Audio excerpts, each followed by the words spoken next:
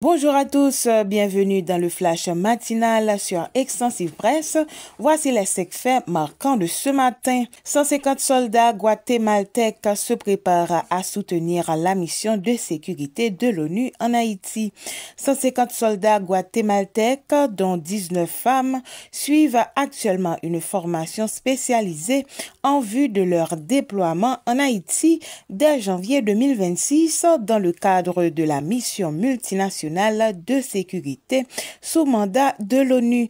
Âgés de 18 ans à 22 ans, ces militaires seront chargés de protéger le siège des Nations Unies à Port-au-Prince, d'assurer la sécurité des personnalités et de protéger la population civile dans un pays confronté à une violence persistante. Sous la direction du colonel Luis Alfredo Sáenz, les soldats s'entraînent à la caserne Mariscal Zavala au Guatemala, participant à des exercices de dispersion, de manifestation et de combat au corps à corps afin de se préparer à un environnement opérationnel complexe. Cette initiative intervient après que le Conseil de sécurité de l'ONU, le 30 septembre dernier, a approuvé une résolution transformant la MMAS en une force élargie dotée des moyens renforcés pour lutter contre les gangs contrôlant de larges zones du territoire haïtien. Bien qu'aucune augmentation de contingent n'ait été officiellement demandé, le Guatemala se dit prêt à élargir sa participation si nécessaire.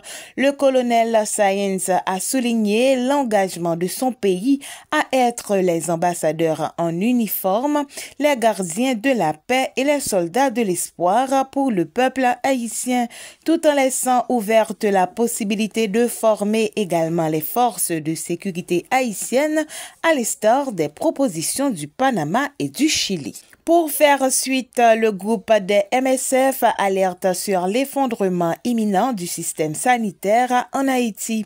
La situation sanitaire en Haïti atteint un niveau critique selon un Médecins sans frontières.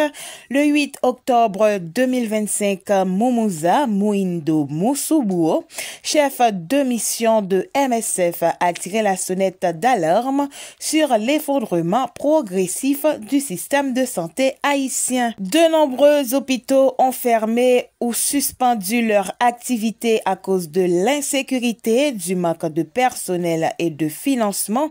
Les rares structures encore fonctionnelles se limitent aux soins d'urgence, laissant sans suivi les malades chroniques comme ceux atteints de tuberculose, de VIH ou d'hypertension. Cette situation aggrave la propagation des maladies contagieuses, surtout dans les camps de déplacés où les conditions de vie sont très précaires. Face à cette crise humanitaire, MSF appelle la communauté internationale et les bailleurs de fonds à ne pas abandonner Haïti. L'organisation plaide pour une aide urgente afin de soutenir les infrastructures médicales, renforcer les services de santé et éviter une catastrophe encore plus grave. De notre côté, la BID investit 100 millions de dollars pour relancer la santé dans le nord d'Haïti. La Banque interaméricaine de développement BID a approuvé le 8 octobre 2025 une subvention de 100 millions de dollars destinée à renforcer le système de santé dans les départements du Nord, du Nord-Est et du Nord-Ouest d'Haïti. Ce financement permettra la réhabilitation et la construction de centres médicaux, la modernisation des équipements hospitaliers ainsi que la numérisation de la gestion des soins. L'objectif est d'améliorer l'accès à des services de santé de qualité pour environ 750 000 personnes, notamment les femmes vulnérables, les personnes handicapées et les déplacés internes. Cette initiative prévue sur 84 mois vise à renforcer la résilience du système sanitaire haïtien et à relancer un secteur essentiel au développement social du pays. Elle inclut également des programmes de lutte contre le choléra, la tuberculose, le paludisme et le VIH, en s'appuyant sur la reconstruction, la formation du personnel médical et la modernisation des services. La BID espère contribuer à bâtir un système de santé plus solide, durable et inclusif pour les populations du Grand Nord. À l'international, selon les faits, attaque meurtrière contre une mosquée à El Fasher. Au moins 13 civils ont été tués mercredi lors d'une attaque imputée aux paramilitaires des forces de soutien rapide contre une mosquée du quartier Abou Chouk à El Fasher, ville du Darfour au Soudan. Un survivant a indiqué que 70 familles s'étaient réfugiées dans la mosquée après l'invasion de leur maison. L'attaque a fait également 20 blessés. Cette nouvelle tragédie s'inscrit dans une série d'attaques qui ont déjà fait plus de 33 morts en 24 heures et plus de 75 morts lors d'une précédente attaque contre une mosquée en septembre. Depuis août, les FSR intensifient les frappes d'artillerie et les attaques de drones pour prendre le contrôle total d'El Fasher, dernière grande ville du Darfour encore partiellement sous contrôle de l'armée régulière.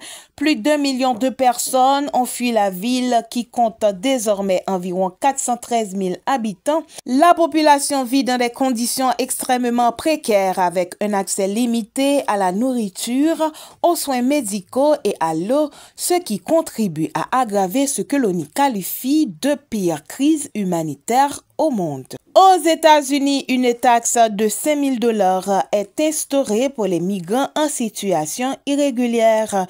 À partir du 1er octobre 2025, les États-Unis ont mis en place une nouvelle mesure migratoire stricte. Tout étranger âgé de 14 ans et plus entrant illégalement sur le territoire sans inspection ni admission officielle devra s'acquitter d'une taxe de détention de $5 000.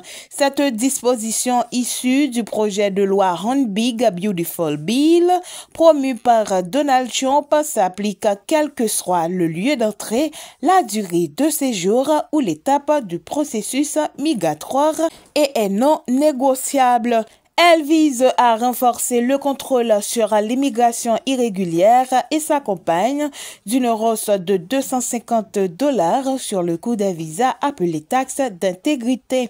Selon l'ambassade des États-Unis en République dominicaine, les modalités de perception de cette taxe ne sont pas encore définies, ce qui retarde son application effective. L'annonce a été rendue publique depuis octobre pour les autorités américaines après avoir été présentée par Michael Bax, chef de la patrouille frontalière. Cette mesure s'inscrit dans un ensemble de réformes migratoires restrictives destinées à dissuader l'immigration illégale vers les États-Unis et à renforcer la surveillance et la transparence dans le système migratoire. Voilà pour ce matin d'un flash matinal. Restez connectés à Extensive Presse pour suivre toute l'actualité nationale et internationale tout au long de la journée.